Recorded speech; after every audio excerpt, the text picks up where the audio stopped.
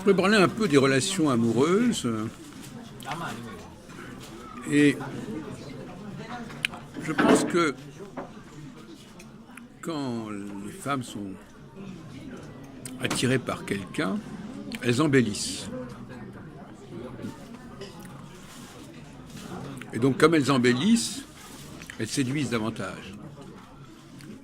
Et en revanche, quand elles ne cherchent pas à séduire, elles ne cherchent pas à plaire, eh bien, elles se montrent sous un visage plus austère et moins attractif, moins attirant. Il y a des périodes où l'on voit, s'il y a plus de femmes qui nous plaisent, c'est qu'il y a plus de femmes qui cherchent à nous plaire, en fait. C'est simple que ça.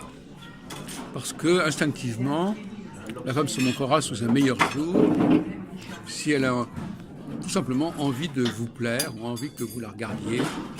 Elle va se rendre plus aimable, plus agréable à regarder. Voilà un critère qui me paraît important. Il y a des périodes comme ça où les femmes, que j'appellerais des périodes yin plutôt, sur le plan astrologique, les femmes cherchent à séduire, à plaire. Elles voudraient qu'on s'intéresse à elles et par conséquent elles font ce qu'il faut pour attirer les personnes.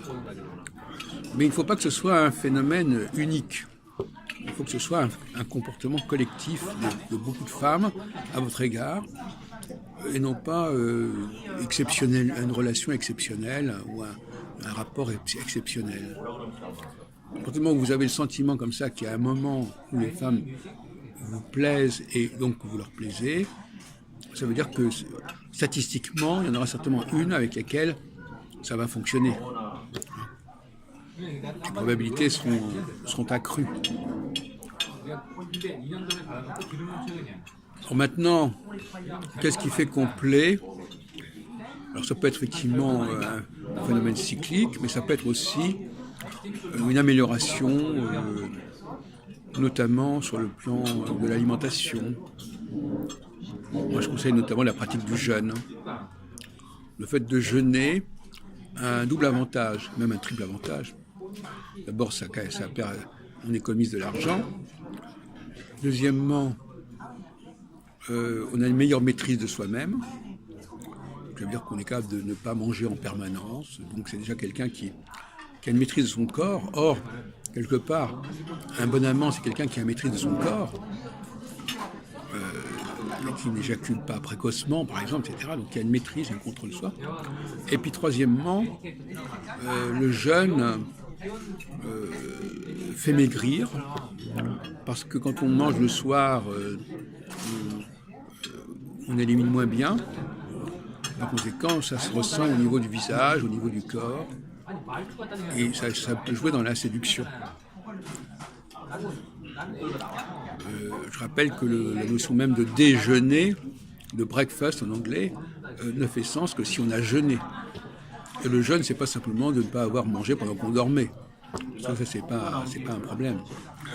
Le jeûne, c'est déjà quand on jeûne le soir. On jeûne le soir pour pouvoir déjeuner le matin.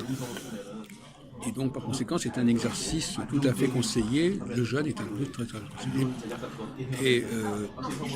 Et ça peut améliorer considérablement la perception qu'on a de vous, sur le plan psychologique comme sur le plan physique.